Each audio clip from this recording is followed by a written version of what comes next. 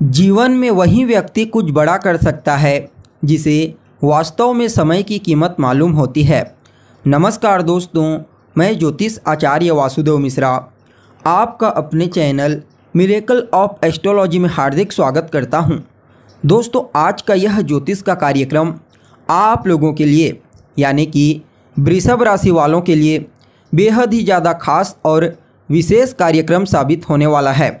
आज हम बात करेंगे आपके मंथली प्रेडिक्शन के बारे में, आपके मासिक राशिफल के बारे में। जी हाँ, आप लोगों के लिए साल 2024 का तीसरा महीना यानी कि मार्च का महीना किस प्रकार से गुजरने वाला है।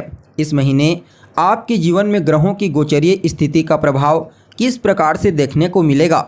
सूर्य से लेकर केतु पर्यंत पूरे 9 के 9 ग्रह इस मार्च के महीने में आपके जीवन में क्या कुछ बड़ा परिवर्तन कर सकते हैं, क्या बड़ा बदलाव कर सकते हैं, और कहीं ना कहीं इस महीने आपकी सेहत कैसी रहेगी, आपकी शिक्षा कैसी रहेगी, आपकी लव लाइफ, आपका दाम्पत्य जीवन, आपका पारिवारिक जीवन कैसा रहेगा, भाग्य, करियर, बिजनेस, व्यापार और फाइनेंस के दृष्टिकोण से यह मार्च का महीना आपको कितनी मजबूती प्रदान करने वाला है। साथ ही साथ इस महीने के परिणाम को अपने लिए और ज़्यादा श्रेष्ठ और बेहतर बनाने के लिए कौन सा उपाय आपको करना चाहिए, इन तमाम प्रकार के प्रश्नों के उत्तर आज के इस ज्योतिष के कार्यक्रम में आपको बताएंगे। इसलिए कार्यक्रम को बिना मिस किए अंत तक देखने का प्रयास कीजिए। और अगर आप अपनी जन्म कुंडली पर हमसे परामर्श लेना चाहते हैं तो वीडियो में और डिस्क्रिप्शन बॉक्स में आपको हमारा कॉन्टैक्ट नंबर मिल जाएगा, जहां से आप व्हाट्सएप के माध्यम से या फिर फ़ोन कॉल के थ्रू अपॉइंटमेंट लेकर अपनी जन्म कुंडली का विस्तार पूर्वक अध्ययन करवा सकते हैं। तो दोस्तों देखिए, जब मार्च का महीना प्रारंभ हुआ तो गोचर कुंडली में वृषभ राशि से 9 ग्रहों की स्थिति कुछ इस प्रकार से देखने को मिली। जैसा कि आप देख पा रहे हैं स्क्रीन पर, आपके 9th हाउस में कौन है तो सेनापति मंगल और दैत्य गुरु शुक्र आपके 9th हाउस में हैं। 12वें में कौन विराजमान है तो देवगुरु बृहस्पति विराजमान हैं, जबकि आपके 11th हाउस में राहु और पंचम भाव में केतु आपको दृष्टिगोचर होंगे। वहीं आपके 10th हाउस में सूर्य, शनि और राजकुमार बुध विराजमान रहेंगे। और चंद्रमा के बारे में तो आपको मालूम ही है कि चंद्रमा हर 2.25 दिन में अपना राशि परिवर्तन करते हैं। अब आपको हर एक चीज़ को बड़े ध्यान से सुनना है और समझना है। सबसे पहले आपकी सेहत के बारे में बात करते हैं। तो आपकी राशि के स्वामी कौन बनते हैं, यह बात आपको भली भांति मालूम होना चाहिए कि आपकी राशि के स्वामी शुक्रदेव बनते हैं। शुक्रदेव कहाँ पर हैं तो अभी तक शुक्रदेव आपके भाग्य भाव में यानी कि 9वें भाव में गोचर कर रहे हैं। मंगल के साथ युति बना करके 7 मार्च को आपके भाग्य भाव से निकल करके आपके कर्म भाव यानी कि 10वें भाव में गोचर करना प्रारंभ कर देंगे। देखी जाए तो मंगल और सूर्य की स्थिति भी काफ़ी मजबूत है। फलतः आपकी सेहत के दृष्टिकोण से इस मार्च के महीने को काफ़ी अनुकूल कहा जा सकता है। जी हाँ, स्वास्थ्य से संबंधित कोई बहुत बड़ी समस्या आपको नहीं होगी। अगर पूर्व से आपको कोई स्वास्थ्य से संबंधित समस्या है तो उसमें काफ़ी हद तक आपको राहत की प्राप्ति होगी। यानी कि आपके लिए कहा जा सकता है यह मार्च का महीना आपके इम्यून सिस्टम, आपके रोग प्रतिरोधक क्षमता को मजबूती प्रदान करने वाला महीना साबित होगा। सो इस महीने आपको सेहत को लेकर के चिंतित होने की आवश्यकता नहीं है।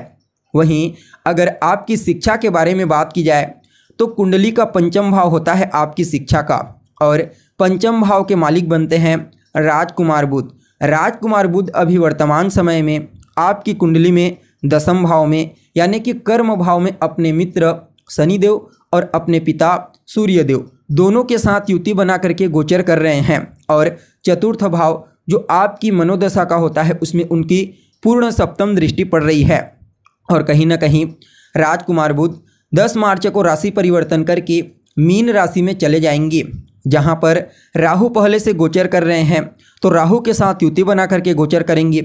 तो ऐसे में आप सभी वृषभ राशि वालों के लिए शिक्षा के दृष्टिकोण से इस महीने को 10 मार्च तक ठीक ठाक कहा जा सकता है। 10 मार्च तक आपका मन पढ़ाई लिखाई में लगेगा अगर आप एक विद्यार्थी हैं तो। और अगर इसी बीच में आपका कोई एग्ज़ाम है, कोई प्रतियोगी परीक्षा, तो निश्चित तौर पर आपको वहाँ पर सफलता की प्राप्ति होगी।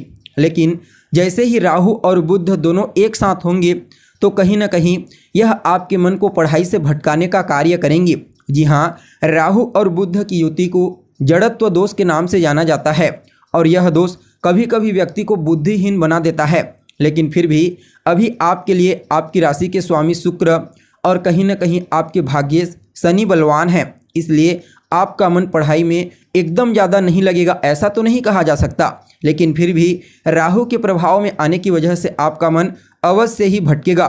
इसलिए अगर आप एक विद्यार्थी हैं तो अपने पढ़ाई पर विशेष रूप से आपको ध्यान देने की आवश्यकता है।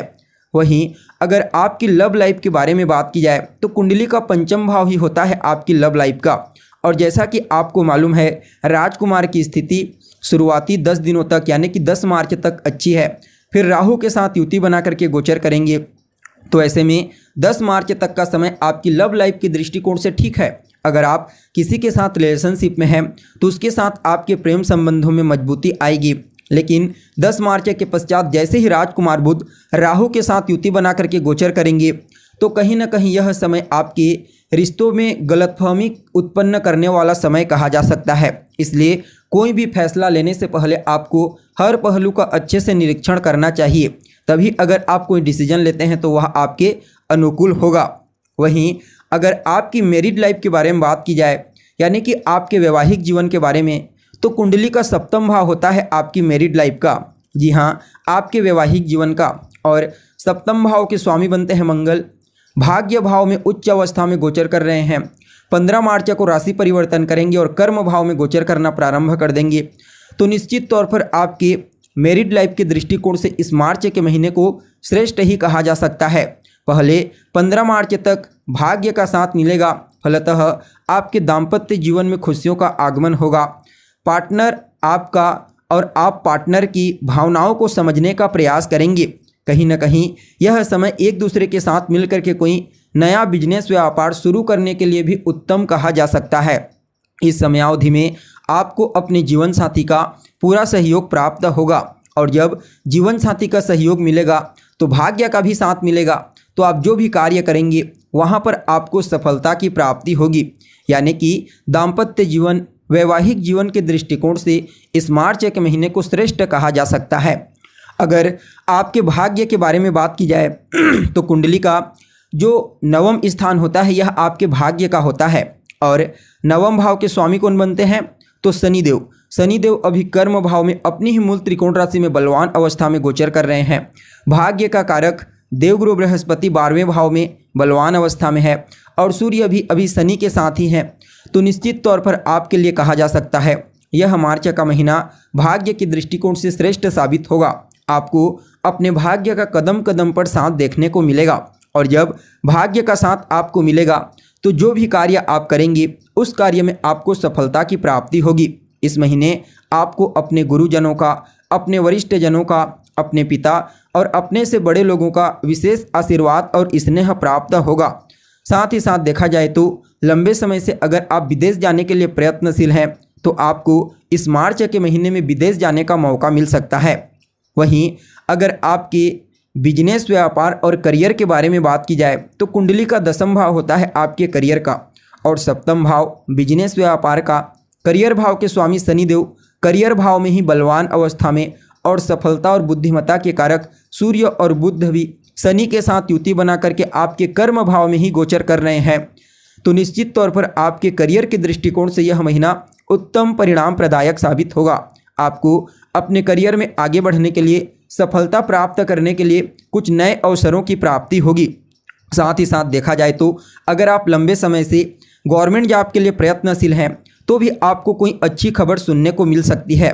इसके अलावा देखा जाए तो आपके लिए बिजनेस व्यापार के दृष्टिकोण से भी इस मार्च के महीने को अत्यंत ही श्रेष्ठ कहा जा सकता है। जी हाँ, इस महीने आप जो भी व्यापार करते हैं उस व्यापार में विशेष धन लाभ आपको प्राप्त होगा। कहीं ना कहीं बिजनेस व्यापार में आपको बड़ी मजबूती इस मार्च के महीने में प्राप्त होगी। तो आपके यानी कि व्यापारियों के लिए भी इस महीने को श्रेष्ठ कहा जा सकता है।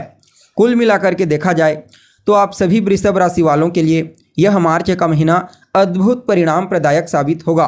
मूल रूप से आपके करियर, बिजनेस व्यापार और आपके ज्ञान में वृद्धि करने वाला समय होगा।